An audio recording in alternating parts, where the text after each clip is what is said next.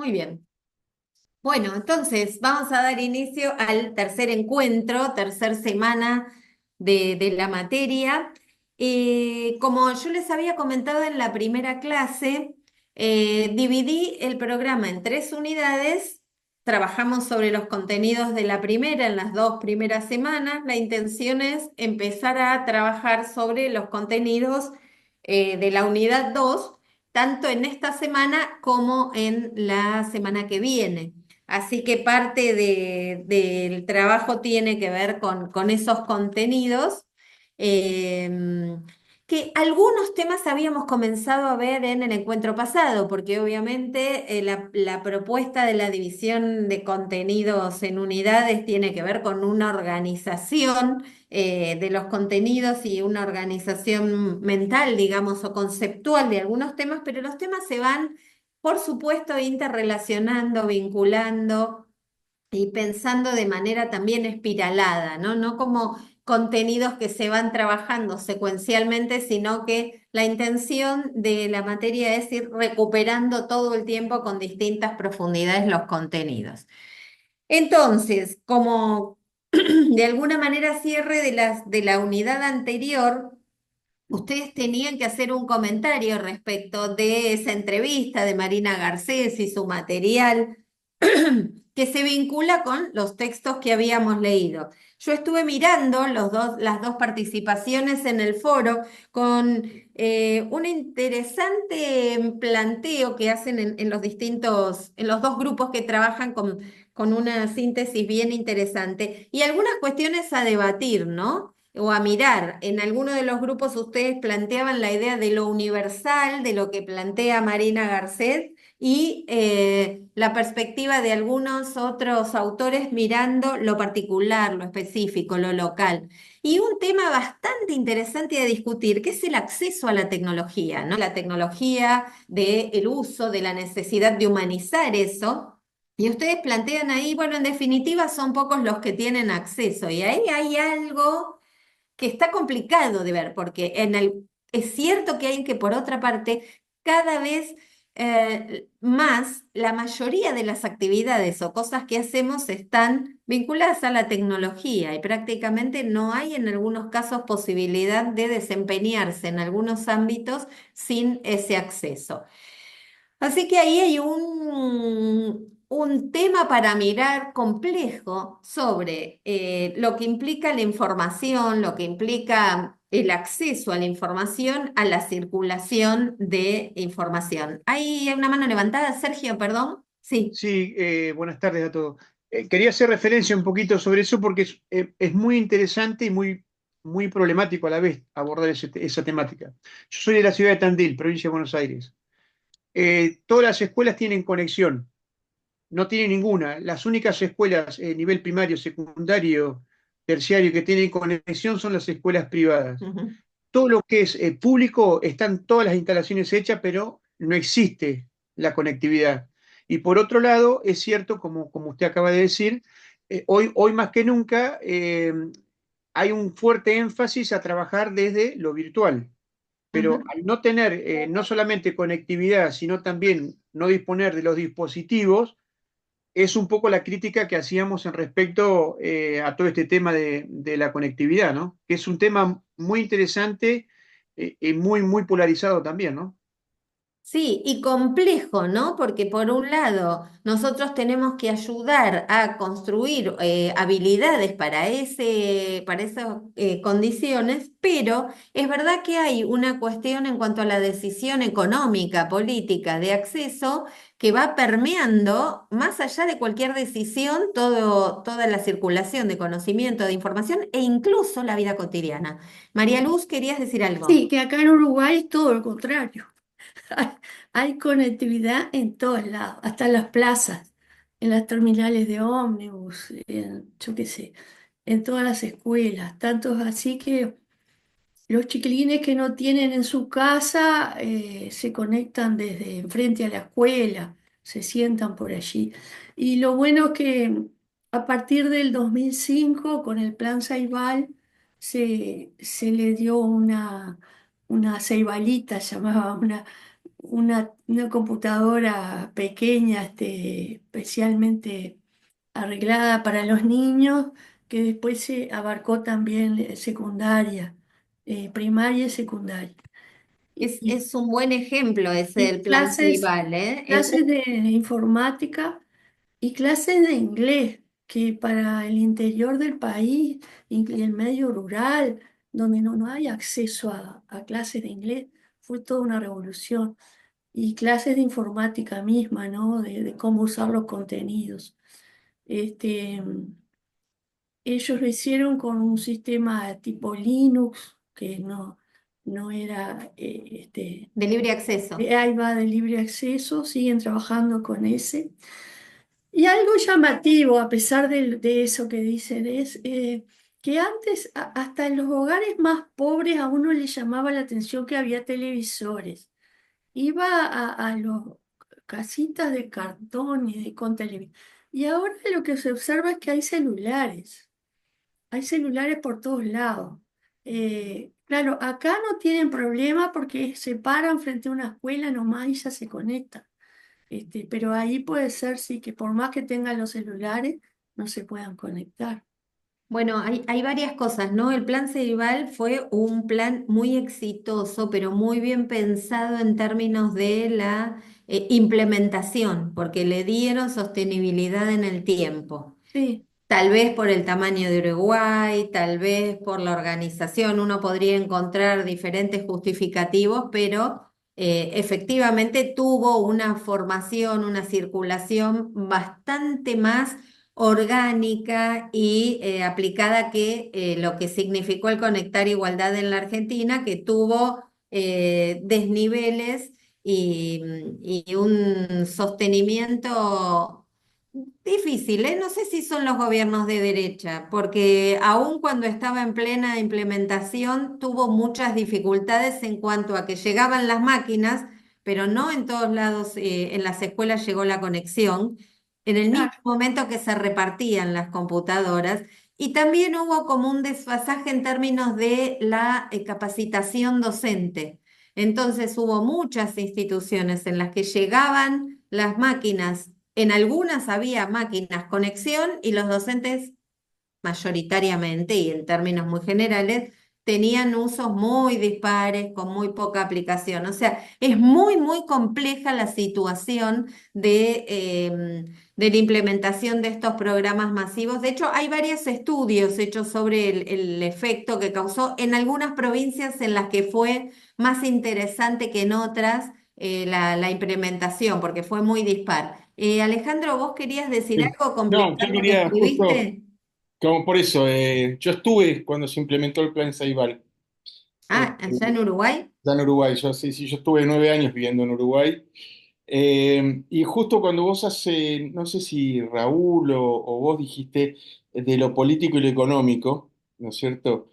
En Uruguay lo político primó sobre lo económico, primeramente, pero ¿por qué? Por una cuestión que, María Luz, no me va a dejar mentir, que para mí fue pionera, hubo 3 gobiernos del Frente Amplio, o sea, hubo una continuidad, tanto en lo económico como en lo educativo, y en lo político, obviamente, donde se conquistaron generaciones, pero aparte, yo digo porque tengo 2 nietos que en ese momento todavía eran chiquitos, pero entraron justo al jardín de infantes con el ceibalito, pero ellos iban a colegio privado, o sea que después cuando tuvieron que ir a uno público, se vio verdaderamente lo que era, yo pude ver lo que era verdaderamente una buena apuesta, pero yo siempre digo, no nos olvidemos que Uruguay tiene 3,5 millones de habitantes, ¿no es sí. Claro, claro. ese Y es un tema, pero no, no, pero ojo, pero hay un tema, como son tan pocos, no solo es una ventaja por poner fibra óptica, yo la fibra óptica, acá no sé si me la pusieron, creo que sí, pero en Uruguay me la pusieron cuando, no sé, cuando recién había llegado, y estoy hablando del año 2010, 2011, y acá te dicen, wow, fibra óptica, una gran cosa. Bueno, los colegios fueron los primeros en tenerla, ¿no es cierto? Pero hubo una decisión política que se olvidó del económico, eso quería decir. Mm. Acá, o hay una decisión política que te mienten, porque bueno, o sea, no polemicemos, pero digo, es así, o prima lo económico, que ponen unas consignas muy para la tribuna, que yo, no hay plata o lo que sea, y te empiezan a recortar cosas. Eso en Uruguay no pasó, eso es lo que yo vi, Sí, no Y pasó. después le Sí, hicieron lo mismo con la gente mayor, adultos mayores. sí, sí, sí. Dieron las tablets y les dieron cursos para aprender a manejarlas y a manejarse en internet, para poder comunicarse con sus nietos, con los familiares en el exterior. mm. Y ya vienen con muchas cosas de interés para los adultos mayores. Hay algunas cuestiones que Va también bien, tenemos que pero ver con cuidado. Yo creo que el tamaño de una población para poder llegar a la totalidad obviamente es importante. sí, Uno podría pero pensar en que algunas provincias o jurisdicciones argentinas también podrían tomarse, de hecho hubo implementaciones variadas. Yo tengo mis serias dudas de que tenga que ver que únicamente con una decisión en términos de la orientación del gobierno, si bien es cierto, porque la propia implementación aquí fue complicada. Y la fibra óptica, hoy en la ciudad de Buenos Aires, que se supone que llegan los adelantos técnicos como más rápidamente que el resto del país, todavía no tenemos fibra óptica en toda la ciudad de Buenos Aires. Las empresas no logran dar esa cobertura en toda la ciudad, está muy variado, con lo cual... pero en Obviamente Argentina pasó tampoco, algo con los gobiernos. Yo lo señalé en el chat ahí. Sí.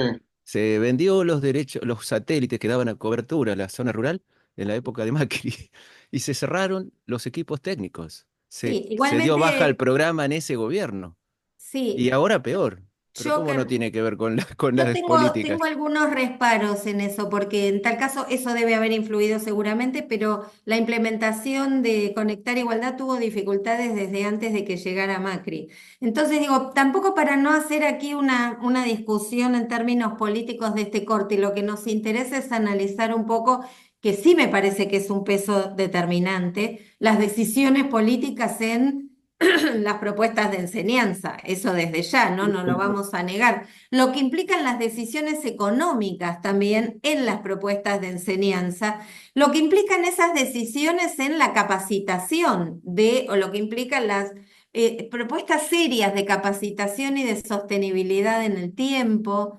Digo, ahí es muy difícil y también los cambios culturales, porque es cierto que antes uno veía televisores en todas las casas, hoy la mayor circulación de información no pasa necesariamente por la televisión. La mayoría de las personas, sobre todo los más jóvenes, se conectan a través de redes sociales y entonces el celular, que por otra parte es bastante más accesible en términos económicos que una computadora y demás, facilita una actualización más rápida. Que ese es otro tema, porque las computadoras y los dispositivos, cualquiera sea, tienen un nivel de envejecimiento feroz, que, digo, un poco la idea del concepto de la obsolescencia programada, esta cuestión de que hace muchos años uno compraba la heladera y familiarmente se pensaba que duraba toda la vida, hoy sabemos que una heladera tiene X cantidad de tiempo de vida, los televisores lo mismo, las computadoras, peor en estos dispositivos electrónicos donde... Además, el software que se genera, yo no sé, les debe haber pasado a ustedes, tienen un teléfono más o menos actualizado y demás, pero llega un momento que la actualización de la propia empresa te tenés que comprar uno nuevo.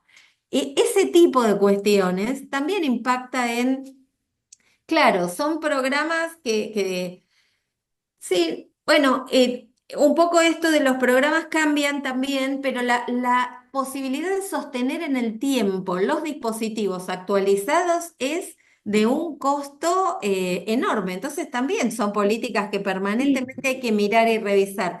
En las escuelas privadas, por ejemplo, poder mantener los dispositivos actualizados es una erogación permanente. Entonces, pensar en algunas políticas de la envergadura que implican la distribución de dispositivos, obviamente son decisiones que son complejas de sostener y por supuesto las orientaciones políticas hacen que haya perspectivas distintas. También hay que ver, ¿qué dice aquí el chat? Acá las escuelas privadas, ¿acá dónde, Raúl? Yo estoy en Chubut, no En hay Chubut, mucha, en no hay Chubut. mucha, acá no hay escuelas privadas que sean mejores los profesores son los mismos, es muy diferente. El escenario que hay en Capital Federal, no sé si se replica, estará en Córdoba, en Santa Fe quizás, pero en los pequeños pueblos no es así, no es No, que, Bueno, en las grandes ciudades también los profesores trabajan en escuelas públicas y privadas. Cambia un por poco eso, ¿no? la perspectiva Pero del no es la proyecto misma inversión que institucional. hace no es buenas tardes, pero no es la misma inversión que hace el Estado a nivel nacional en cuanto al interior. Menos ahora en este gobierno que se hizo un ajuste tremendo acá al interior y nosotros no estamos recibiendo los aportes. Y claro que interesa hacer una revisación de lo que es el atravesamiento de las ideologías, como en este caso de una derecha que no le interesa la educación porque quieren un pueblo de burros. Entonces, no van a invertir en los programas para los niños, porque les conviene tenernos a todos ignorantes para que puedan seguir saqueando a la Argentina. Bueno, podríamos discutirlo. A mí me gustaría que nos centremos a discutirlo en términos de lo educativo, porque algunas políticas que parecían muy dispuestas a mejorar los niveles educativos tampoco fueron tan efectivas, porque es bastante más complejo eso y tiene que ver también con algunas actitudes o programas al interior de las instituciones. De hecho, no nos están dando bien muchos resultados que tienen que ver con pruebas de aprendizaje y estamos teniendo dificultades muy serias en lectura y comprensión. Y ese no es un fenómeno de este último tiempo. Tenemos que Claro que es un revisar fenómeno del último críticamente un tiempo. proceso mucho más Claro, largo. profe, que es un fenómeno del último tiempo, porque estamos en un país de una pospandemia en donde se miden resultados y se tiene una mirada desde la eficiencia, la eficacia, los resultados, que es muy antigua, de los 70, y en la cual nosotros tenemos que considerar que tenemos un país, que la primera unidad pedagógica, de donde hoy se están haciendo las evaluaciones de aprender y todo lo demás, tiene que considerar el contexto de todos estos niños que estuvieron sin alfabetizarse con No, personas claro. instruidas. mm, Entonces, y mucho más al interior del país. Santiago del Estero, el Chaco, mm. lo que es Misiones, Corrientes, nosotros en Salta, Catamarca sobre todo, profesora, tendría usted que tener un poco más de estadística en ese sentido porque hemos sufrido y seguimos sufriendo. Y vienen y nos instalan pruebas como el aprender o pruebas a los niños, que ahora se le va a hacer a los niños de 8 años, y resulta que el resultado es uno que no es el esperado y se mide hacia la educación del país. Y Bueno, me no, parece un no. poquito También injusto. hay que mirar cómo se construyen las pruebas. Yo las estadísticas las leo de todo el país y hay un montón de revisiones respecto de los programas y también de los enfoques pedagógicos con los que se ha enseñado a leer y escribir y también con el nivel de exigencia que en el último tiempo se dio. Y ahí hay un tema cultural que es bastante interesante, que tiene que ver, por supuesto, con la pandemia que afectó Sí, profundamente, profundamente hábitos, espacios, la forma en que también como con pocos dispositivos muchas zonas se pudieron conectar o no a las instituciones o a los contactos con la formación. Una cierre de escuelas que fue sumamente prolongado, que también tuvo dificultades. Un segundo año después de la pandemia que fue, yo no sé si más complejo, porque con aperturas y cierres permanentes, lo que se perdió en términos de trabajo fue muy serio. Pero las estadísticas muestran desde antes de la pandemia también sí, desde dificultades. Macri, profe, que ya se des- establecían este tipo, las des- mismas pruebas que se sí, establecen ahora con un gobierno neoliberal. desde antes venimos teniendo un rendimiento muy bajo, donde claramente hay que hacer algún corte y alguna posibilidad de encarar un proyecto de fortalecimiento de la alfabetización y de los contenidos básicos. Las pruebas Y hay estandarizadas, que lo único, elevar el ¿me dejás PBI que terminar? se... ¿Me dejás Sí, terminar, hay que por elevar favor? el PBI ¿Me y dejás, más en Alicia, estos gobiernos terminar porque la si no, idea? Calma, nos calma, achican y Alicia, no tenemos para pagar los programas. ¿me dejás terminar la idea, Alicia? calma, calma. Porque tenemos algunas dificultades en términos de pensar también cómo las cuestiones metodológicas nos ayudan. Las pruebas estandarizadas son un dato, son una foto, no tienen otro valor que tener algún elemento de orientación. Por supuesto que hay algunos elementos que tienen que ver con el contexto, que deberían contemplarse. Algunas de ellas lo contemplan y arrojan algunas características, incluso las internacionales como las pruebas PISA, por ejemplo, que hacen un corte particular teniendo algunos datos de información de familiar. Es decir, qué nivel de alfabetización tiene la familia, qué nivel de algunos datos socioeconómicos que ayudan a entender eso. Las pruebas estandarizadas nos dan una pauta.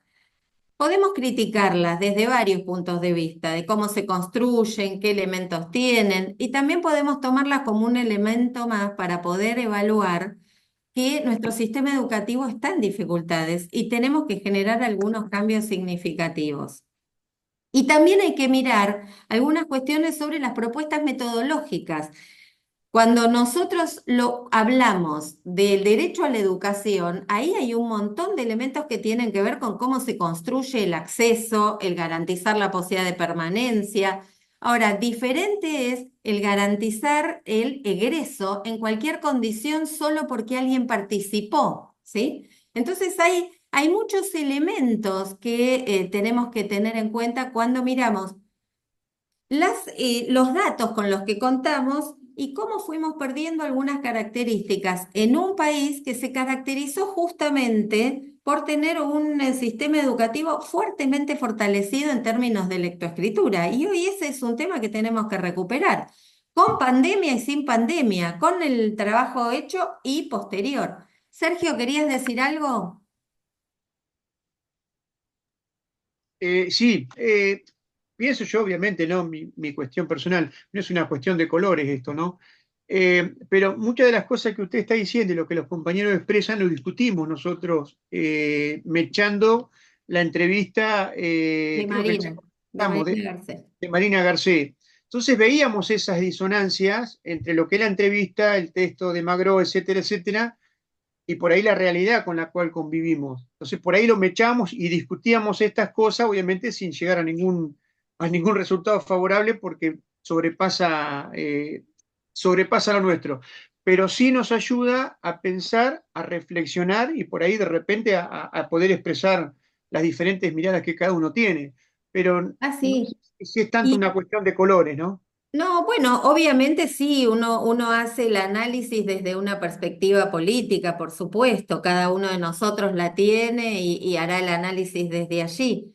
De cualquier manera, hay varios elementos que hacen que las propuestas de enseñanza tengan que ser revisadas y nosotros venimos con un declive desde hace bastante tiempo y no es de los últimos años, sino que por muchas reformas que se fueron implementando que El no Congreso tuvieron Pedagógico del perdón, el Congreso Pedagógico, en la época de Alfonsín, y yo me paro cuando hablo de Alfonsín, se mandó muchas macanas. La reforma de la UBA en el 85, eh, por ejemplo, en mi facultad en Derecho, fue un desastre, fue un desastre. vos Y hablás de la universidad, yo no hablo de de todo. carreras universitarias. Congreso Pedagógico, en su momento yo era maestro en esa época, estaba estudiando abogacía, y no fue bueno, no fue bueno.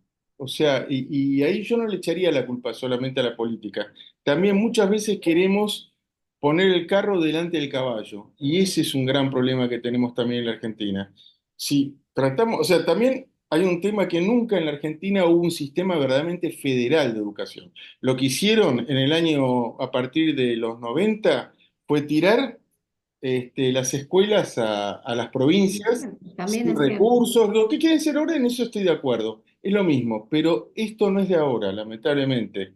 Entonces, cuando hablamos de Catamarca, por ejemplo, que habló recién Ali, es mi provincia, Catamarca, y se han hecho muchas macanas, pero también se han hecho algunas cosas buenas. Se ha tratado de corregir, ¿no es Sí, cierto? Pero no es es una gota en el desierto. yo creo que hay que la complejidad de analizar las políticas educativas, que igual no es el tema específico, por eso decía, no quería meterme en eso, porque las políticas educativas son, digamos, si estamos mirando el hecho educativo en una situación de aula, a una política obviamente es mucho más amplio y complejo el tema. Y la aplicación de esas reformas muchas veces termina siendo primero una gran enunciación, luego Ah, esta cuestión, todo esto que ustedes están comentando en el chat, tiene que ver con decisiones que tampoco los mismos gobiernos que la implementan la sostienen hasta el final en muchos casos. Entonces hay enunciaciones complejas. Es cierto, por otra parte, que en este país federal le tiraron por la cabeza a las provincias, las escuelas, los normales, sin recursos, con lo cual cada provincia, y yo creo que en ese sentido el Ministerio de Educación Nacional cubría en su momento un efecto mucho más interesante que lo que quedó pudiendo resolver después.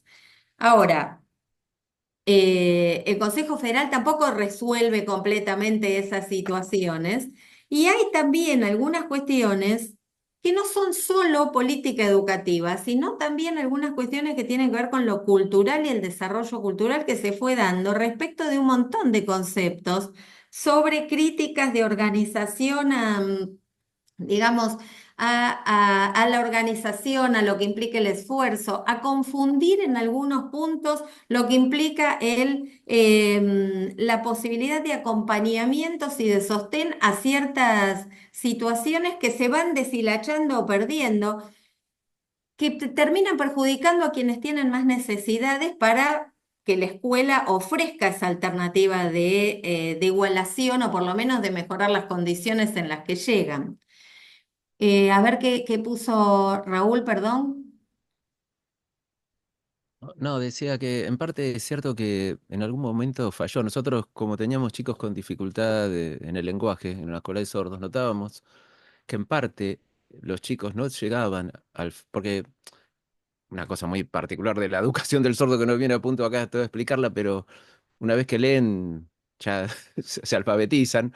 eh, si al no llegar a tener un modelo de alfabetización claro, que un docente tenía un sistema, el otro otro, Sí, sí, cuando hay un lineamiento, si se hubiera seguido el paradigma que hay, que está en el lineamiento, hubiera sido mucho más efectivo.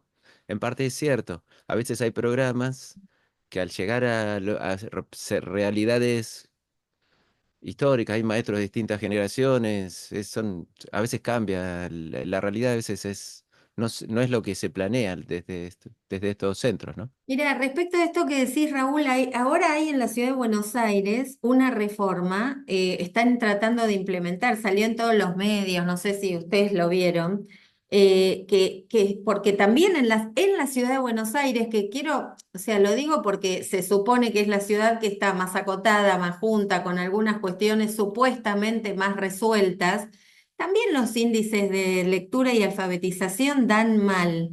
Y en todos los niveles socioeconómicos, no dan mal solamente en los sectores socioeconómicos más empobrecidos. Los niveles socioeconómicos más altos también tienen un porcentaje de cantidad de alumnos con dificultades de lectura y comprensión. Y el fracaso en el ingreso, sobre todo en la educación superior, es bastante parejo en casi todos los que acceden. Por supuesto, los sectores más favorecidos tienen algunas cosas más resueltas, pero aún en los sectores más altos, que se supone tienen resueltas algunas necesidades, el nivel de dificultad en la aprobación o en el manejo de competencias básicas es muy significativo respecto de otros países de América Latina. Entonces también tenemos un problema porque no nos comparamos solo con Europa, con América Latina también tuvimos una dificultad en este país. Entonces, digo, esto que vos señalás es un tema complejo porque la implementación de muchos enfoques pedagógicos fueron tan confusos o perdieron de vista algún tipo de intervención necesaria de parte del docente que generaron algunos problemas serios en la adquisición del lenguaje. De hecho, la reforma que están haciendo ahora en la ciudad de Buenos Aires, que veremos qué es lo que pasa, pero lo que se está proponiendo es un poco una vuelta atrás. ¿Por qué? Porque la implementación del enfoque psicogenético mal aplicado generó más dificultades en la comprensión lectora y en la alfabetización que los modelos un poco más conductistas, si querés, o más directivos de parte de los docentes. Hoy más se tradicional, está porque son planteando una vuelta a el que se esa, implementaba en 1900. El enfoque que se quiere tomar es el tradicional. el que se implementaba en 1900, el psicogenético, es para algunos, pero se debería de plantear una política que se pueda implementar los dos. De hecho, a los niños que tienen, acá en Tucumán, a los niños que tienen dificultades se plantea el tradicional Claro, y ¿por qué? con ¿Por un qué, enfoque un poco Alicia? más ¿Por sintético. qué? ¿Por qué ¿Por en qué? el- Porque se considera la diversidad. Y cuando se plantea un solo enfoque en educación para la alfabetización, se está pensando de que hay una homogeneidad y no somos homogéneos, hay una Exacto, diversidad exacto. tremenda, por lo cual los docentes a veces deciden no llevar el lineamiento y aplican para cada niño la particularidad del enfoque. A veces es así con la decisión que vos lo señalás y otras veces no es tan claro. Y entonces la aplicación de algunos enfoques tuvo serias dificultades. Y es cierto que en algunas situaciones un enfoque más directivo de parte del docente resulta mucho más productivo para el aprendizaje, porque hay chicos que llegan a la escuela con un bagaje cultural mucho menos sólido que otros. Hoy una de las mayores dificultades que estamos teniendo en el nivel inicial es que los chicos llegan con un escasísimo vocabulario. No saben hablar en algunos casos porque no les hablan, porque las familias hablan poco y entonces el vocabulario es muy pobre. Obviamente esos chicos se da en líneas generales en muchos sectores, pero en algunos sectores mucho más, tienen mucha más dificultad para acceder después a la lectoescritura, porque tienen que aprovechar en la escuela una formación o el alcance de ciertos contenidos que no pueden adquirir por fuera de la escuela. Entonces, esta posibilidad de revisar las propuestas de enseñanza que se ponen, coincido con Alicia, en esta idea de todos somos iguales, todos necesitamos el mismo tiempo, el mismo método, todo igual, generó muchas dificultades en esto. Y ahora hay una mirada de volver a posibilitar, no sé si es el del 1900, pero es un enfoque un poco más tradicional en cuanto a la propuesta de enseñanza, justamente para asegurar que en menos cantidad de tiempo nos aseguremos que los chicos lleguen a la lectoescritura. Pero esto no está pasando solo en algunos sectores sociales. Estamos teniendo, por supuesto, hay diferencias, pero hay dificultades en todos los niveles socioculturales que tenemos.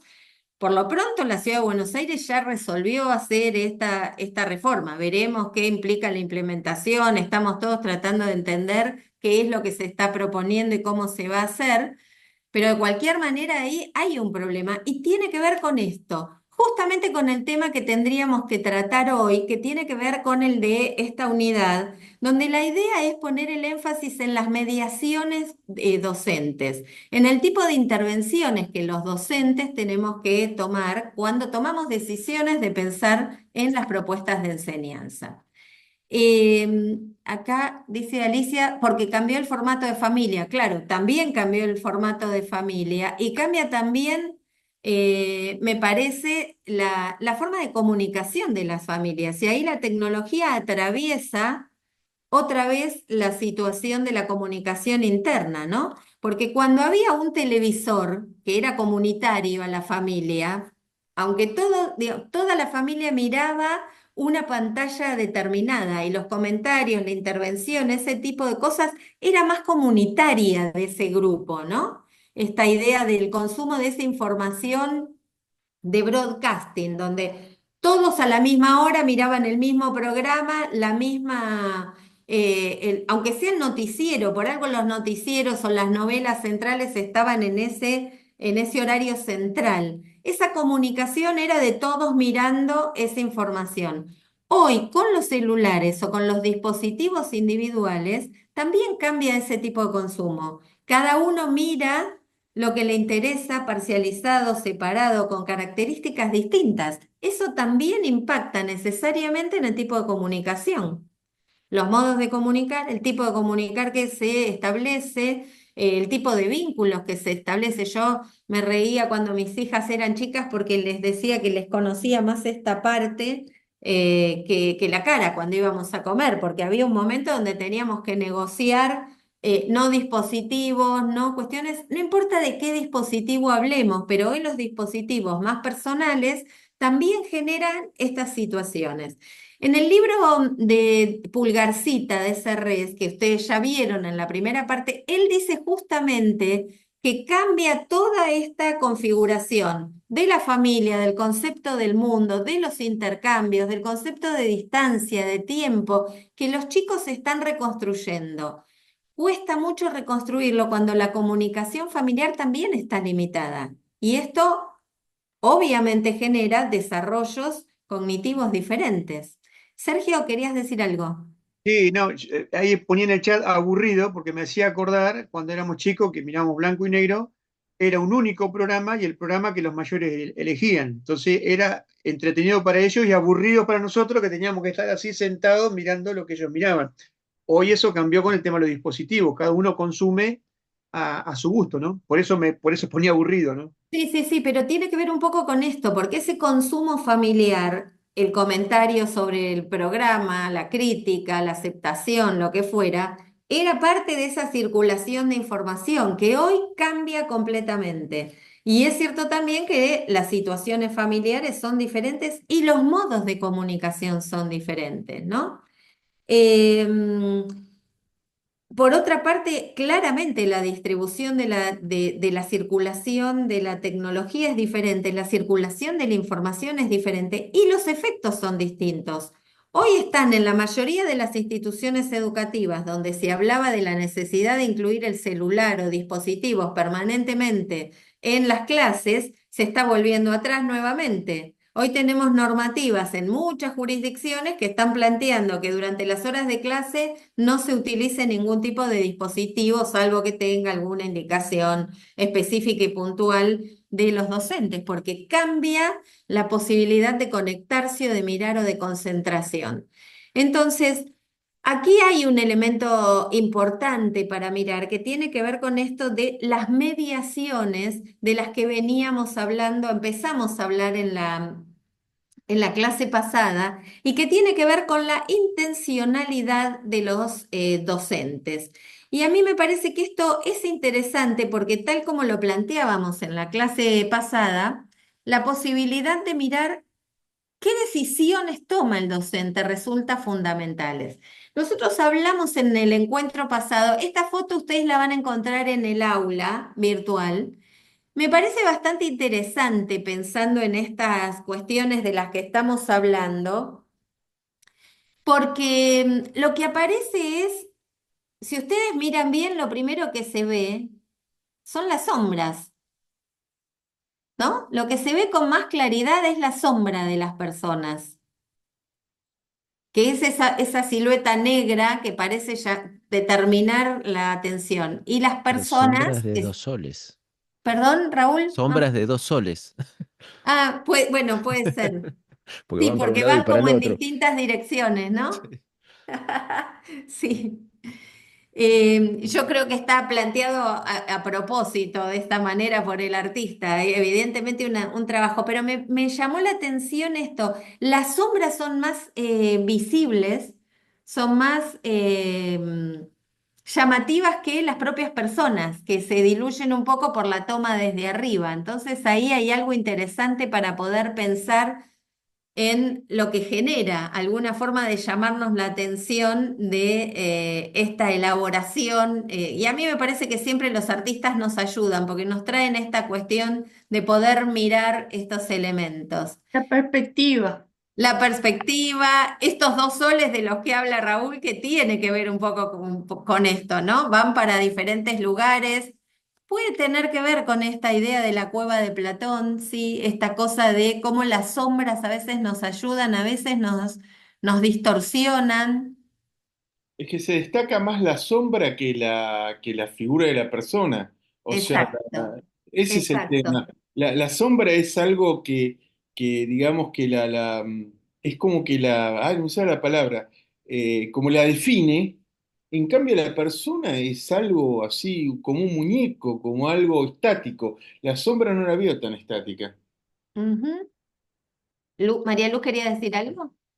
No, no, no, que es la perspectiva la que te da la que te lleva a esa conclusión. Ujú. La perspectiva, el plano desde donde se mira. Mm. Bien.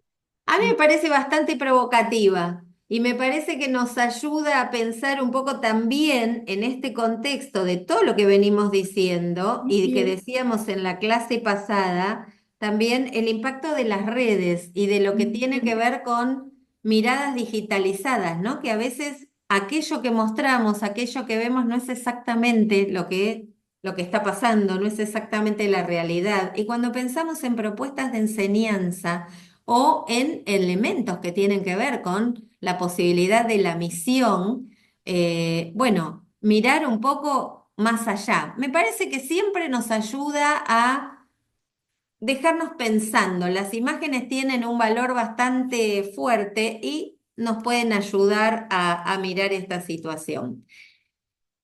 Cuando nosotros pensamos en mediaciones, me parece interesante poder mirar esta idea de cuál es el rol del docente, de esta idea de dar tiempo, que viene a cuento de lo que ustedes leyeron, de los materiales que leímos, de detenernos, de dar tiempo para pensar, de dar tiempo para construir el conocimiento. Algo que no necesariamente ocurre en las propuestas de enseñanza. En este tiempo hablábamos de propuestas estandarizadas, donde la idea de respetar los tiempos o las necesidades individuales, por un lado es valorado desde el enunciado, por otro lado desde la aplicación concreta de la resolución, del ofrecer alternativas de sostenimiento, de seguimiento, no siempre coincide o acompaña ese trabajo. Pero en esa misma línea me parecía interesante volver a pensar en qué es la mediación docente, que tiene que ver justamente con las decisiones que toma el docente en el aula. Algunas son decisiones conscientes y las veníamos planteando, algunas no son tan conscientes y las heredamos o las aplicamos por estos supuestos de los que veníamos hablando en las clases anteriores y que tienen que ver con aquellas cosas que tenemos incorporadas, aquellas cosas que traemos pero que nunca pudimos ponernos a replantear desde la concepción de la propuesta de enseñanza. Magro habla de lentitud, sí, exactamente, de demorarnos en el tiempo, ¿no? De detenernos, de quedarnos allí. Y Alicia dice, hoy sirven en un mundo donde somos prosumidores. Bien, complejo este concepto de los prosumidores, ¿no?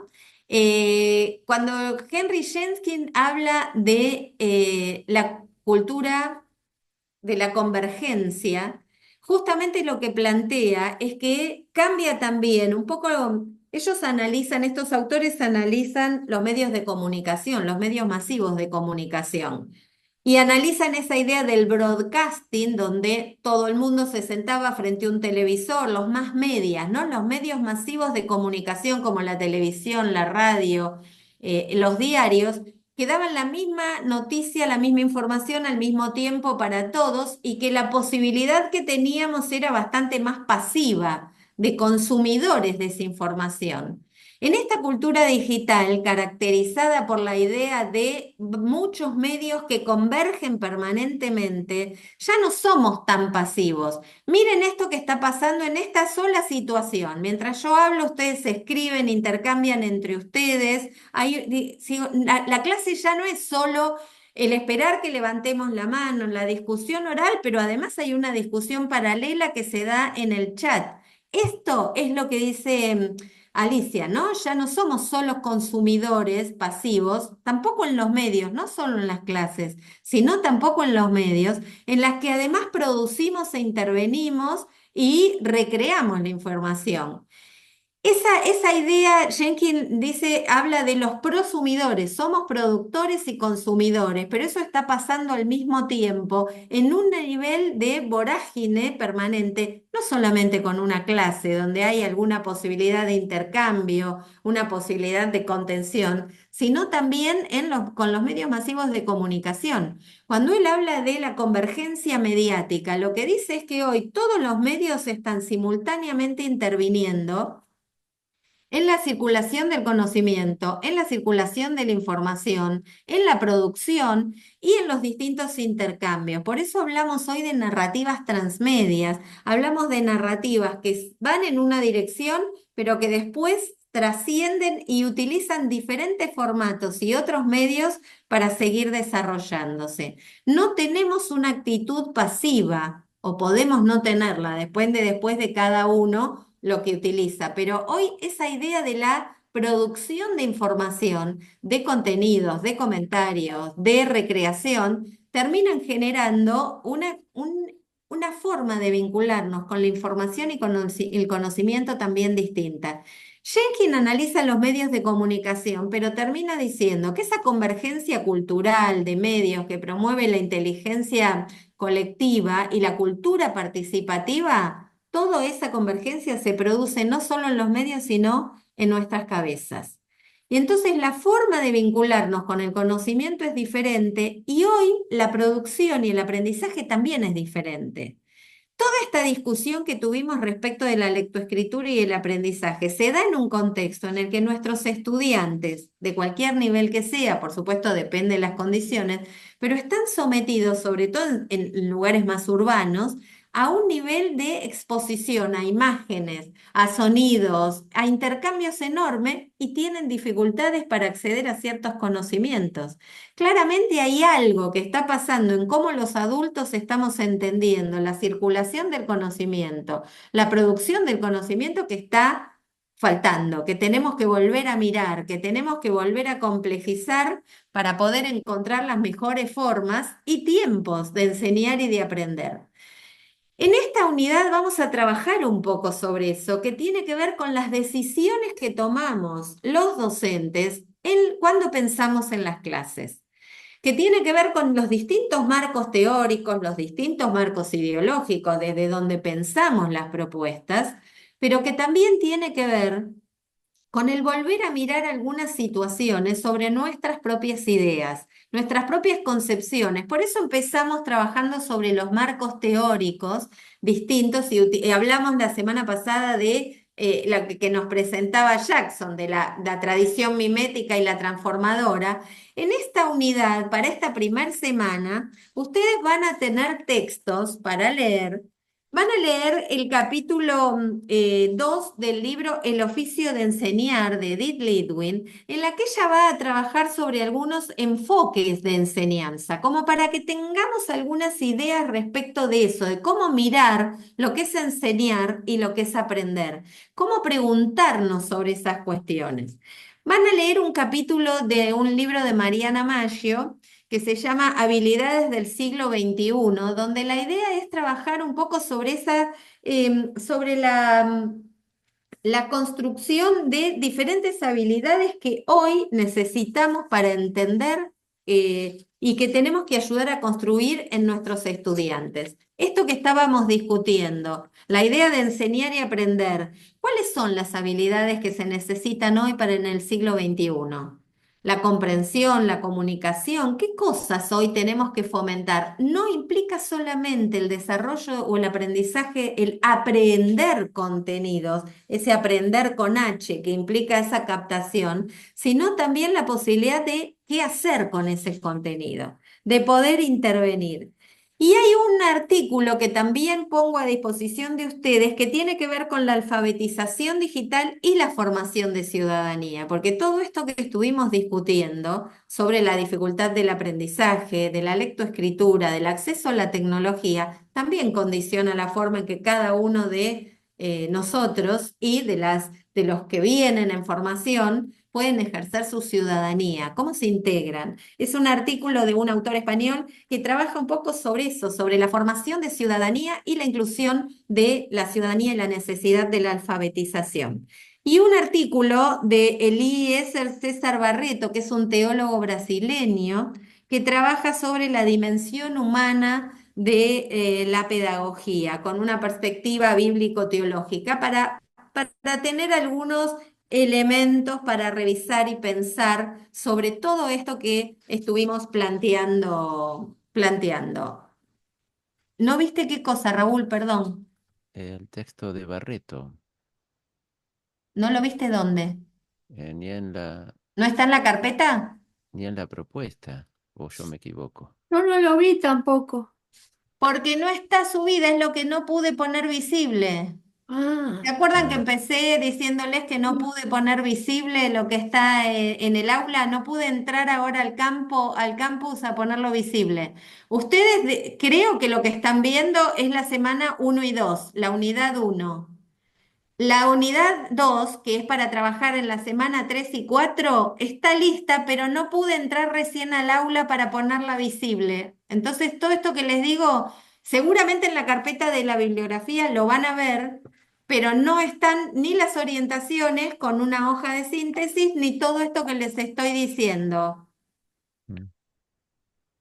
porque no pude entrar al aula recién. ¿Recuerdan que empecé la clase diciendo eso? Pero está el Bueno, aula abierta, ¿eh? Me sí, parece. ¿y Lo qué que está se ven? ve, en Yo la forma abrí, yo la parcial. abrí hace un ratito. Ah, perfecto, Ángel, buenísimo. Si vos la pusiste visible y se ve todo, está esta foto que les mostré y tienen sí, todo esto. Ah, sí. perfecto, Ángel nos resolvió el problema entonces. Muchas gracias. Pero no el texto ese, no me acuerdo cómo lo Este citaste, de Barreto está, de Ángel. Barreto, no. No lo recuerdo, ya lo voy a buscar. Bueno, si no está, después vuelvo a revisar a ver si está todo subido. Mm. ¿Sí? Bueno, eso es un poco la idea de los materiales para esta semana, que van en la línea de poder pensar estas cuestiones sobre las mediaciones, el tipo de intercambio que los docentes generamos, el tipo de elementos que se ponen en juego cuando pensamos la clase. Y ahí me gustaría introducir un tema para que vayan pensando cuando leen estos elementos. Hay algo del discurso educativo que tiene que ver también con estas mediaciones. Un elemento central, venimos hablando de la palabra, venimos hablando de dar palabras, venimos hablando de demorarnos en el presente, de poder comprender lo que acontece, de dar palabra, del sentido de la lectura, la escritura o la adquisición de contenidos para la construcción de ciudadanía, para el ejercicio de una vida más plena. Hay algo que es fundamental aquí que tiene que ver con las mediaciones, es decir, qué tipo de decisiones toma el docente. Cuando Alicia dice, hay docentes que deciden qué conviene en cada caso, implica que el docente tiene una variedad de métodos disponibles en su propio haber, implica que puede tomar decisiones sobre esas decisiones, implica que tiene una evaluación clara de lo que acontece, de cuál es su propuesta. A veces eso no está tan claro. A veces los supuestos nos atraviesan y condicionan también las decisiones que tomamos. Parte de esas cuestiones es en lo que venimos diciendo, tenemos que mirar nuestras propuestas, tenemos que volver a mirar nuestra propia concepción de lo que es enseñar y de lo que es aprender. Y un elemento fundamental es el discurso educacional. El discurso educacional constituye un articulador que tiene que ver justamente con los marcos en términos de propuestas de enseñanza. Y aquí hay algo interesante para revisar, que es el valor que tiene el discurso y la palabra del docente. Una mirada sobre el discurso del docente es cuál es el sentido de ese discurso, cuál es el carácter de ese discurso y algunos autores hablan de un carácter no auténtico, porque no tiene el mismo valor de comunicación que el que hablamos en la vida cotidiana, sino que todo lo que acontece en el aula, todo lo que el docente propone de trabajo tiene una intencionalidad y por eso hablamos de un discurso que en algún punto es ficcional, un discurso en el que el docente plantea propuestas, plantea preguntas, plantea situaciones que tienen que ver con una búsqueda de construcción o deconstrucción de conocimientos, que tiene que ver con dar una potencialidad a esta negociación de significados, a la posibilidad de ir y venir sobre los contenidos que enseñamos. ¿Qué quiero decir con esto? Cuando nosotros preguntamos en espacios de situaciones de enseñanza, nosotros formulamos diferentes tipos de preguntas y esos diferentes tipos de preguntas tienen que ver con la intencionalidad. Pero ese discurso que construimos en el aula a veces abre a la posibilidad de la discusión, abre a la posibilidad de establecer un diálogo de ida y vuelta o la cierra. Cuando nosotros hacemos preguntas, tienen que ver con cuál es el sentido de aquello que preguntamos. ¿Qué tipo de preguntas formulamos en la vida cotidiana? ¿Qué preguntan ustedes? ¿Qué suelen preguntar? Concretas. Por Sí, ejemplo, yo qué sé. ¿Qué hay de comer? ¿qué Hay hay de leche. comer? ¿Por qué Raúl pregunta eso? ¿Por qué Raúl pregunta eso? Fue Alejandro. Perdón, Alejandro, perdón. ¿Por qué Alejandro pregunta eso? Por un Yo, interés. Claro, Porque no, yo, tiene interés, porque porque, no sabe qué hay de comer, pero porque tiene tengo hambre. hambre. yo Tiene preguntaría hambre, cómo se sí. Tengo hambre. producen Muy bien. cómo se plantan la albahaca que no me están creciendo bien. Bien, bueno, por ejemplo, ¿por qué pregunta Raúl sobre la albahaca? Yo no Esa es podría más darte ni la más intelectual. mínima ayuda, no tengo la menor idea. Esa es la más Pero, intelectual. ¿cómo? Sí, Esa es No, más intelectual. es Lo práctica, no mío, es es lo mío, verdad. intelectual. lo mío es Prácticas tengo hambre y qué intelectuales. comer, ¿no? Muy bien. ¿Qué más? ¿Qué otras cosas preguntamos?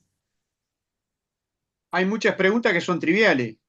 Por ejemplo, No sé, hace frío, hace calor, va a llover, no va a llover. bueno, pero tienen un sentido práctico. En función de la respuesta, me abrigo, me desabrigo, hago algo, alguna cosa pretende hacer.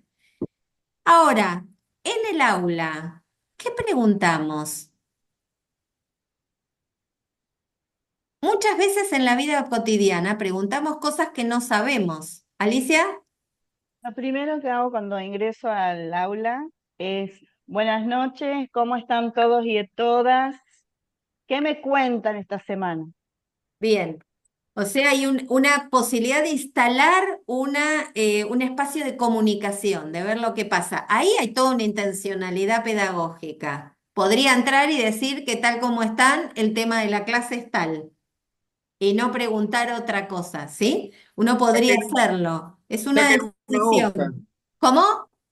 Como se hacía antes, entraba el profesor o el docente, saquen una Sí. hoja. Bueno, está bien. Esa no es una pregunta, esa es una indicación directa, ¿no? La Yo idea tenía un profesor que entraba y decía, ¿estudiaron los capítulos 23 y 24 de Fatuone? Era filosofía, ¿no? Y era ni buenos días decía, directamente nos decía, ¿estudiaron tal cosa? Y uno se quedaba Sí. pegado. Bueno, eso marca bien, ahora que estamos mirando enfoques o tradiciones, cuáles son los roles docentes o cuál es el rol asignado al docente en esas diferentes tradiciones. Y esto que marca Alicia con esa pregunta también marca una diferencia en términos de toda una decisión intencional de vincularme de una manera o de otra. El rol de las preguntas y del discurso educacional es fundamental porque marca casi el contexto, el método, la decisión que el docente ha tomado. El tema es siempre tener claro si somos tan conscientes de esas decisiones que fuimos tomando. Porque en general las preguntas, y para poner un poco el foco en la pregunta, tiene que ver con que en la vida cotidiana nosotros solemos preguntar cosas que no sabemos. ¿Qué voy a comer? No sé qué voy a comer. Alguien se ocupó y no fui yo. ¿Hace frío? No hace frío. ¿Me abrigo? No me abrigo. Digo, ¿cómo estás o cómo no estás? Quiero saber. A veces lo preguntamos de forma, no para entrar en... Bueno, podríamos discutir un montón de esas preguntas.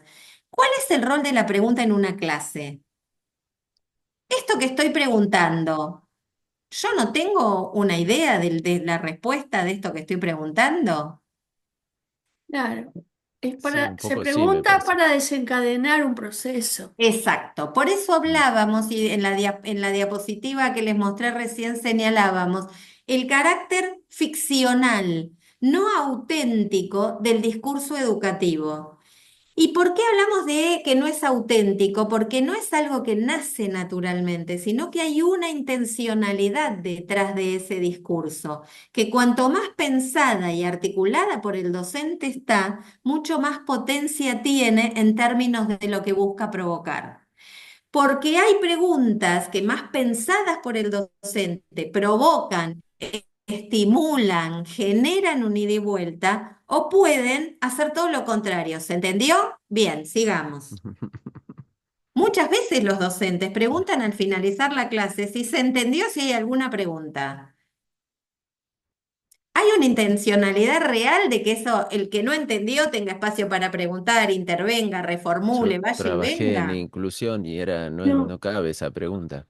Por ejemplo, ¿no? Sí. También Ahora depende dónde. ponele, las transpones de una cosa a otra, el código, tratás de ver Pero si lo entendieron, pero en una clase que no sea de inclusión, en una clase que no esté pensada, que en la heterogeneidad, tampoco debería funcionar, porque ¿qué quiere decir entendió para el alumno? Que escucha al docente, le parece que más o menos sigue el hilo, y después cuando se encuentra solo con el texto, no tiene ni la menor idea de cómo resolver, cómo mirar, cómo pensar, porque hay un trabajo bastante interesante para hacer desde ese lugar casi pasivo a la posibilidad de la construcción. claro, porque el estudiante no sabe qué preguntar, Claro. pero no es porque no tenga preguntas.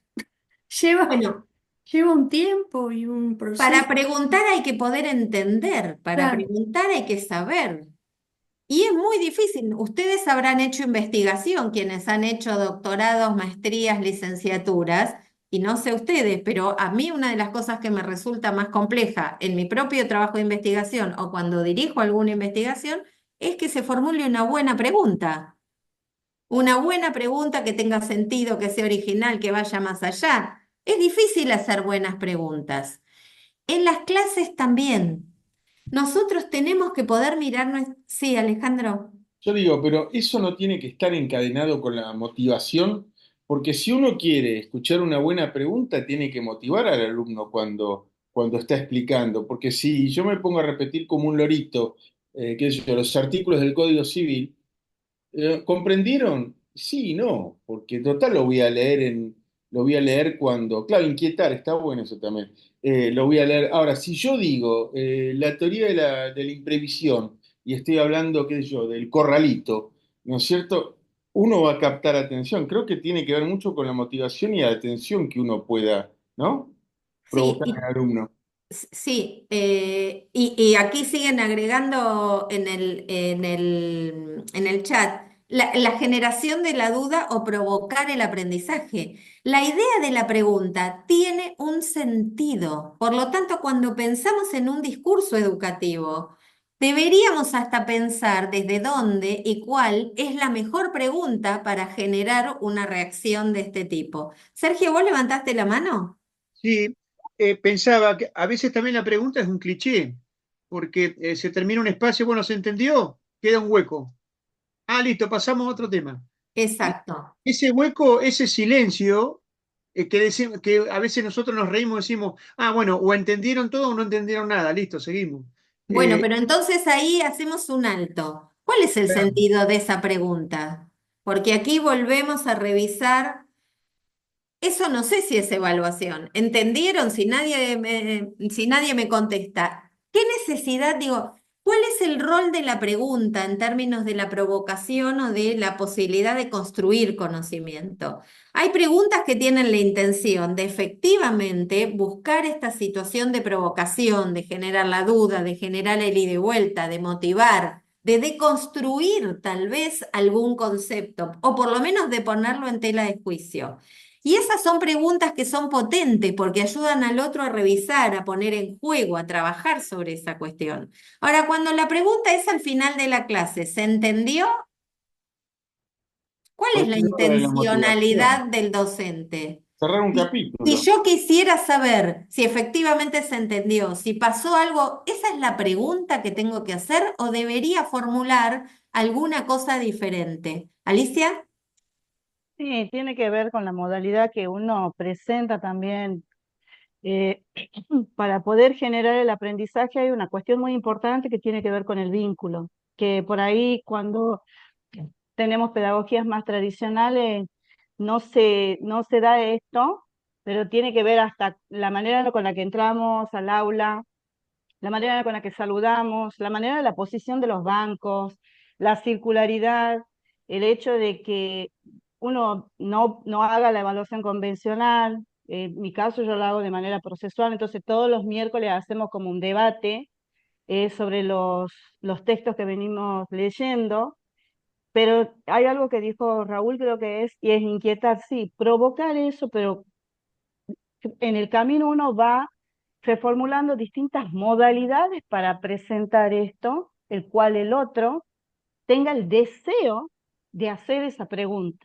Porque uno puede preguntar por preguntar, porque así como hay estudiantes o hay profesores que hacen la pregunta con un vacío, aunque sea intencional, debe haber un deseo en el medio para poder aprender. ¿Cómo despertamos o provocamos ese deseo? Y también cómo la presentamos a la clase. Bien. Bueno, esto que Alicia señala tiene que ver un poco con eso, ¿no? Con el que los docentes tengamos claro cuál es la intención en esa situación particular de trabajo que nos estamos proponiendo. Lo vincular es fundamental, pero aún en las situaciones donde el vínculo, porque a medida que uno crece, tal vez en términos universitarios y demás, la distancia está construida, es un elemento a tener en cuenta y tiene que ver con la comunicación, pero a mí me gusta poner el énfasis en esto, que tiene que ver con que los docentes, además de pensar el contenido y las estrategias, tenemos que pensar también en nuestro discurso educativo, en el desarrollo de toda esa actividad. ¿Qué quiero provocar? ¿Para qué pregunto lo que pregunto? ¿Cuál es el sentido de aquellas cuestiones metodológicas que tienen que ver con el discurso? Alberto, No, me hacía acordar, en realidad más en mi tiempo de primaria, que también cuando hacían esa pregunta al final de la clase, un poco era porque nadie iba a preguntar nada, porque todo el mundo se quería ir, y en el caso de que alguien preguntara, se iba a comer las puteadas de todos sus compañeros. Entonces, en algún punto era mejor. Realmente, si vos mismo no habías entendido, ya tenías ganas de irte, total, después veías cómo lo solucionabas. Pero me parece que tenía un poco también esa cuestión de que sabían en muchos casos que nadie iba a preguntar demasiado. exactamente. Y eso también es una decisión docente, que es lo que quiero poner en tela de juicio. Muchas veces los docentes, un poco porque no valoramos el tipo de intervención o el valor que puede tener la intervención que tenemos los docentes en el desarrollo de la clase, o porque esperamos que nadie nos pregunte nada, generamos ese tipo de preguntas. Y no estoy hablando de gente malintencionada, no estoy hablando de docentes que no quieren explicar, sino que la propia estructura, la propia formación con la que fuimos formados o que nos atraviesa, genera ese tipo de situaciones en las que no valoramos o no tenemos claro el valor de la pregunta. Y hay diferentes tipos de pregunta, pero muchas veces la formulamos al final esperando, rogando que nadie nos dé una pregunta, porque miren, ¿qué pasaría si uno dice no entendieron qué parte toda la clase o el concepto que desarrollé al inicio de la clase? Porque a lo mejor yo vengo trabajando conceptos encadenados y el primero se me pierde. Hay algo ahí que también tiene que ver con cómo pensamos situaciones de clase o cómo pensamos nuestras intervenciones para que provoquen la duda, para que llamen la atención, para generar esa situación, pero me permitan tener el sentido de recuperar lo que se va perdiendo. Y la pregunta no es si entendieron, tengo que pensar preguntas que me permitan o den cuenta de qué es lo que entendieron o no. Porque es posible que genuinamente, si yo explico algo, la gente crea que lo entendió inmediatamente después. Y que después cuando vuelve sobre el tema, vuelva a pensar, sobre todo en los niveles más primarios, donde la dificultad tal vez conceptualmente es mayor y se encuentran solos frente a ciertos contenidos que no pueden reconstruir. Entonces hay elementos donde todo parece haberse entendido y esa pregunta no alcanza. O si la hago sobre el final, los alumnos que construyen muy bien el oficio del alumno, decodifican que yo estoy esperando que nadie me pregunte, porque lo hice en el minuto de salida, donde el docente también quiere irse de la clase. Entonces, todos construimos ese oficio del alumno, donde entendemos los tonos con los que los docentes hablamos, los énfasis que ponemos en el desarrollo de los contenidos, el tipo de preguntas que formulamos, los momentos en los que lo hacemos. Hay un libro maravilloso que no lo puse en la bibliografía para la lectura, pero se los puedo pasar y se los recomiendo, que es de Viviana Mankowski, que ahora se me escapó el nombre, pero que se llama La palabra del maestro, donde es una investigación, donde hacen una valoración del tipo de intervenciones que hacen los docentes y cómo el tipo de intervenciones de los docentes influyen o no en los tipos de aprendizaje.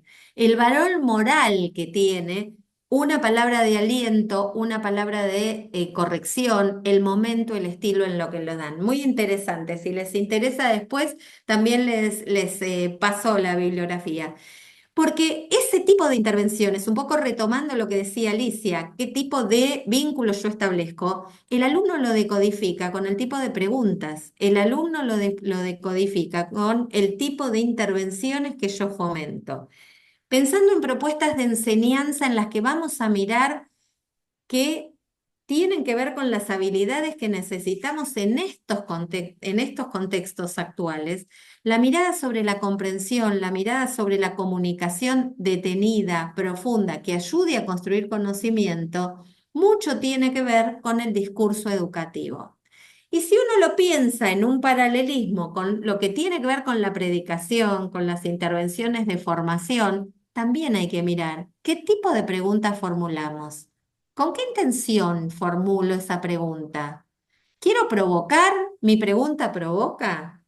¿Quiero darme cuenta si el otro me está siguiendo? La mejor es preguntarle si entendió o tengo que formular otra cosa, otro tipo de intervención, otro tipo de pregunta. ¿Quiero que se genere un debate? ¿Estoy dispuesta, me lo banco o mejor no lo abro en este momento? ¿Este es el mejor momento para ese debate? ¿O lo que tengo que hacer es preguntar otra cosa en otra instancia? El discurso educativo tiene un valor que es significativo para la construcción del conocimiento que tenemos que tener en cuenta. Por eso hablamos del discurso no auténtico, de un discurso ficcional, porque nosotros tenemos que anticiparlo, tenemos que pensarlo, tenemos que reconstruirlo desde este pensamiento. ¿Para qué? ¿Por qué pregunto? ¿Cómo pregunto? Si la intención tiene que ver con potenciar o construir estas posibilidades de intercambiar y conocer el conocimiento, ¿cómo deconstruyo conocimiento que por lo menos tiene que ser puesto en tela de juicio? Hay diferentes tipos de preguntas que también tengo que poder tener en cuenta. Algunas son para evaluar, algunas son para ver qué saben, algunas simplemente son retóricas y tratan de darme pie al propio discurso. Algunas no están pensadas para que tenga la respuesta de parte del alumno, sino porque es algo que pretende instalar el tema para después dar la respuesta. Tiene que ver con ir ayudando a la construcción de procesos comprensivos. Tiene que ver con ayudar a el intercambio de ida y vuelta en los significados. Ese tipo de preguntas tengo que tenerlo en cuenta para poder pensar cómo pensar una clase, cómo facilitar una situación de encuentro, de comunicación, de intercambio. Y algunos elementos más. Después de preguntar, ¿qué hacemos? ¿Qué hacemos cuando son los alumnos que preguntan? ¿Qué tipo de respuesta? Ustedes señalaban de algunas preguntas que quedan en el silencio y todos o damos por supuesto que se entendió o no, y nos perdemos esto que señalaba Alberto, ¿no? A lo mejor nadie pregunta porque no quiere quedar mal, porque no quiere que los propios compañeros lo castiguen o porque entendió que preguntar ahí sería correr riesgo porque ni el docente quiere. ¿Qué hacemos los docentes? Porque la actitud tiene que ver con esta cuestión de el discurso educativo como un elemento valioso en las mediaciones, en el tipo de intervención y de mediación que hacemos entre el alumno, su aprendizaje y el contenido. ¿Cómo estimulamos? ¿Para qué preguntamos? Elementos que son significativos para que podamos mirar el valor o pensar nuestras propias propuestas de enseñanza. Les voy a pedir entonces que lean los materiales que, si Ángel ya los puso a la vista, están disponibles ahí. Voy a revisar si falta alguno de los materiales, lo agregamos en la bibliografía. El de Barreto no ¿Tienen? está, ya me fijé. ¿No Ese que está? no está. no. Bueno, después ahora me fijo para subirlo. Si no lo subo ahora, lo subo mañana, porque no lo tengo en esta computadora el archivo. Me parece que lo dejé en mi oficina. Así que si no lo subimos, si no puedo subirlo ahora, mañana lo van a tener. Tienen una actividad en la que yo les pido entonces que piensen allí, luego de leer estos materiales, que elijan hay algunas preguntas que yo tomé del texto de Mariana Maggio para que nos va a servir sobre las capacidades del siglo XXI, pero leyéndolo en esta clave, de poder pensar frente a este contexto complejo, atravesado por las propuestas eh, políticas, las propuestas pedagógicas, las reformas, los cambios culturales, las dificultades que tenemos en los procesos educativos actuales, donde hoy tenemos, sobre todo en la Argentina, pero en Uruguay hay algunas situaciones de mucha similitud, aunque resuelvan algunos problemas de otras maneras. Seguimos teniendo, porque además estos problemas en términos del aprendizaje atraviesan prácticamente a todos los países. Y el acceso a la tecnología, la perspectiva sobre el acceso a la tecnología. Miren un poco estos materiales y las preguntas que formula Mariana Maggio en ese capítulo para hacer nuevamente alguna síntesis y que podamos compartirla en el muro. Y para la otra semana tienen otros materiales de los que vamos a hablar en la próxima semana, centrándonos un poco más en los temas que tienen que ver con la comprensión. En algunos elementos que tienen que ver con cómo entender esta idea de enseñar distinto, de pararnos desde otro lugar a pensar las propuestas de enseñanza. Y si pensamos las propuestas de enseñanza, pensamos del otro lado lo que tiene que ver con pensar la enseñanza o la educación para la misión, la enseñanza para esos espacios de formación que atraviesan todas las instancias de la vida de la iglesia. ¿Se entendió? Raúl, no te escuché, ¿eh? Sí. Listo, chau, chau, chau. Fuimos. Bueno, no sé si queda clara un poco la propuesta, la línea para mirar los contenidos. Ustedes van a encontrar ahí una síntesis también con orientaciones, van a encontrar los textos. No sé si nos queda algún comentario, alguna pregunta, algo pendiente que quieran hacer ahora. No, no, por mi lado no. En respecto a la discusión del principio, es porque nos educaron a ser críticos y están formando Frankensteins. Bueno, no. La posibilidad del debate y la discusión está abierta. Hay algunos elementos en los que vamos a coincidir, seguramente en otros no, y eso también está bien. Seguro. Tenemos diferentes formas de interpretar y de mirar las propuestas de enseñanza, como seguramente todos nosotros tenemos también diferentes perspectivas políticas para mirarlo. Y eso obviamente atraviesa la mirada sobre la educación, porque la educación es claramente un hecho político. Cuando yo tomo la decisión de hacer una pregunta u otra, y no estoy hablando de las grandes decisiones de gobierno, de la decisión que toma una persona en el aula. Cuando me paro ahí, tomo decisiones. El tema es que la tomo desde una perspectiva, pero además desde toda mi concepción sobre educación, que está cargada de supuestos, algunos explícitos y otros no. Algunos de los que soy consciente y otros no. Y sobre eso tengo que poder intervenir. Entonces, más allá de las miradas políticas, que cada cual tendrá la suya, desde el hecho educativo también hay que mirarlo con una perspectiva crítica, con una base que nos permita tener un marco para pensarlo, ¿no? Tal vez pensar en Jekyll y Hyde. Bueno, sí, podemos pensarlo también. ¿Alguien levantó la mano? No me Alejandro, sí. No, yo lo que pensaba era lo siguiente, que fue lo que te tiré de cuando empezaste a desarrollar este tema del final. Lo motivacional, ¿no? Pero ¿por qué lo motivacional? Yo creo que es de ida y vuelta, porque si vos pensás, el alumno muchas veces, yo me acordaba de mi quinto año, por ejemplo, las materias en quinto año que me encantaban y las que no me gustaban. Y había algunas que no entendía nada, por ejemplo, química, pero tenía un docente, ¿no es cierto? Un docente que sabía cómo motivarme. Entonces, él venía motivado, porque yo lo encontré de grande y él venía motivado. Entonces, ahora, yo lo que digo es, por la motivación no solo es, y lo discuto con mi pareja que es docente, no solo es las ganas que uno tiene, sino también el contexto.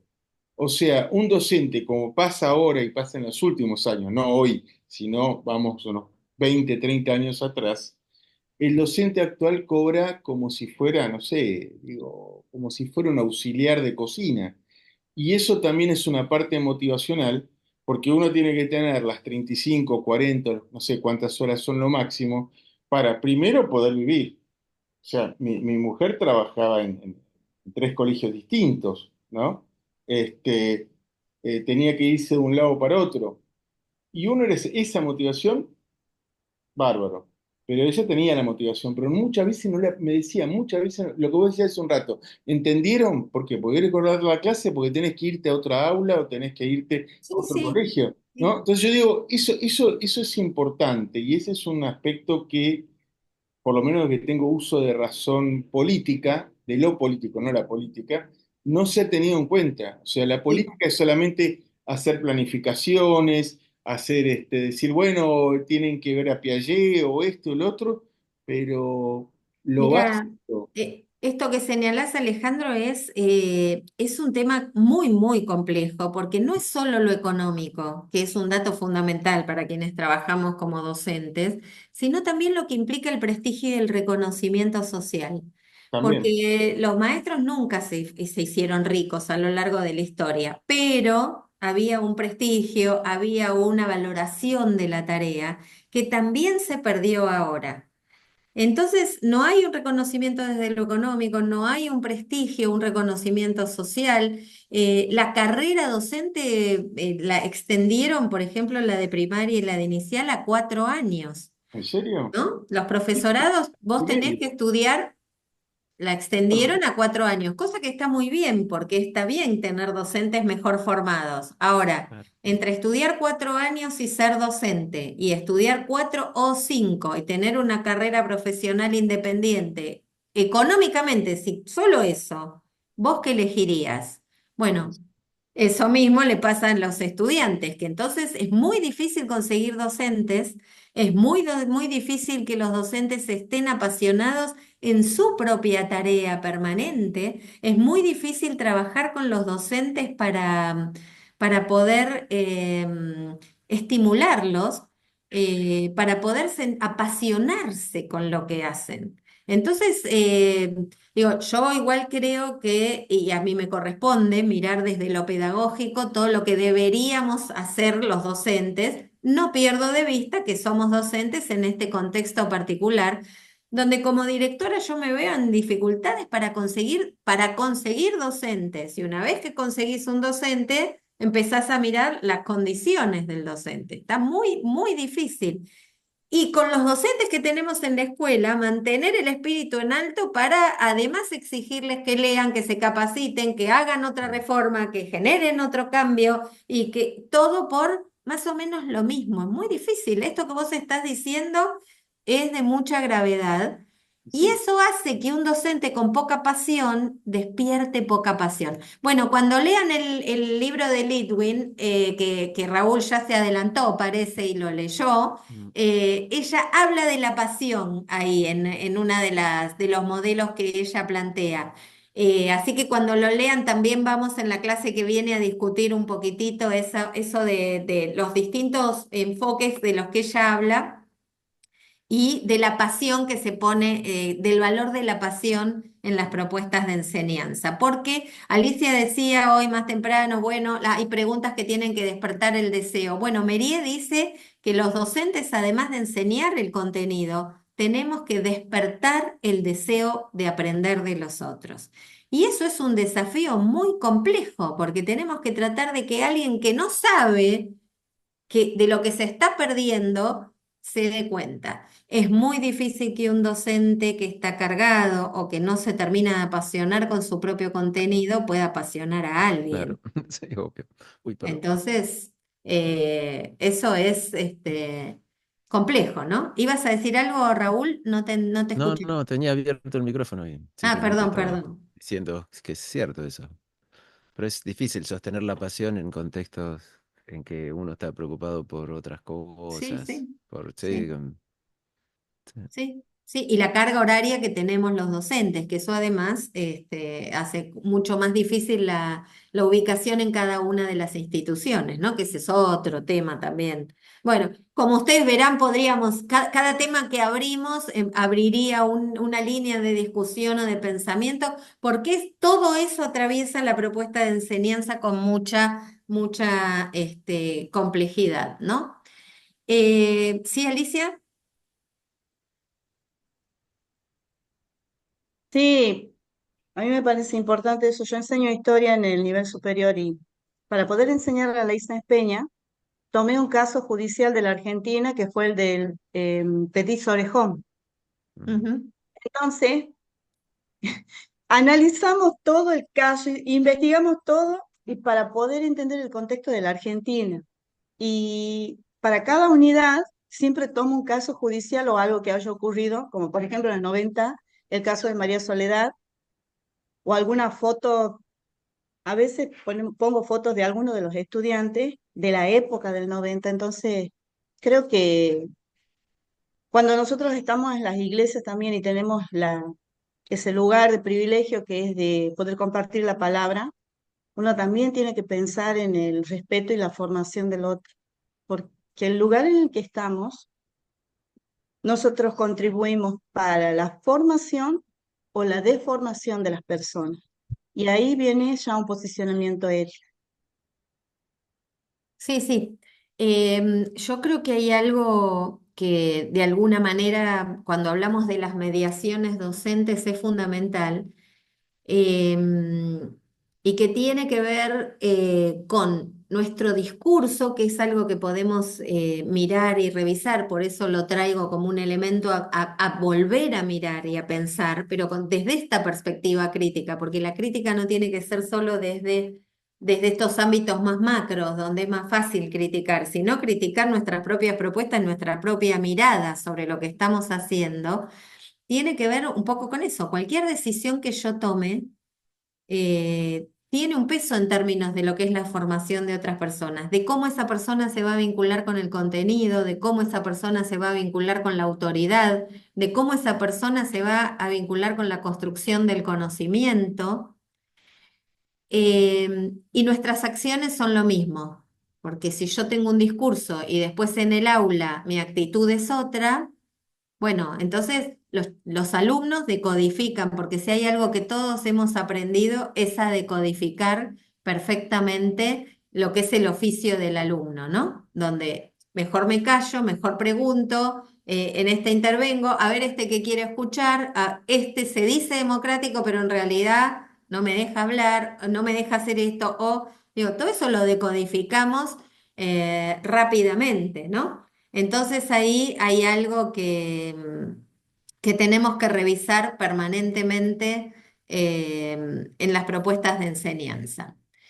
Eh, bueno, aquí hay algunos comentarios sobre el petit orejudo y estas cuestiones.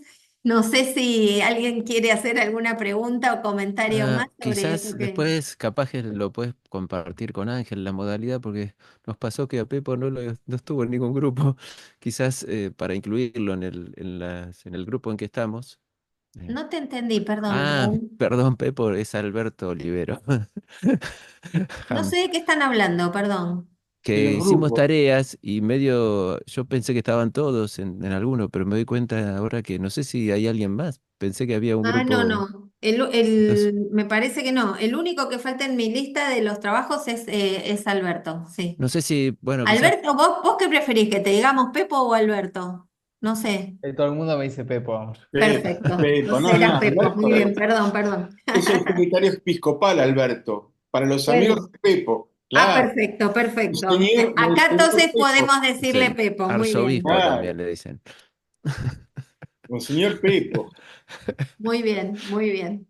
Sí, es verdad. Estaría bueno que puedas, Quizás que agregue aunque no algo, estés en ningún grupo ahora, completar los trabajos anteriores, que igual son síntesis, son trabajos sencillos, con la idea de que sea fácil de hacer, pero que vayamos haciendo alguna tarea con la lectura. ¿Eh? Bien. Que yo creo de la lista que tengo, sos el único que me falta, efectivamente. Bueno, no tenemos ninguna pregunta más, ningún comentario, ninguna cuestión. Falta entonces que suba el artículo de Barreto, Eliezer, de Barreto César, Barreto y creo que todo era. lo demás ya estaría disponible. Seguramente lo voy a subir mañana, porque no sé si tengo acá el archivo, ¿eh? Así que después lo subimos mañana seguro. Bueno, Muy bien, perfecto. muy bien, muchas gracias. Buenas noches, Gracias nos a vemos el todos. lunes. Hasta luego. Hasta luego. Chao, hasta luego. Chao. Chao.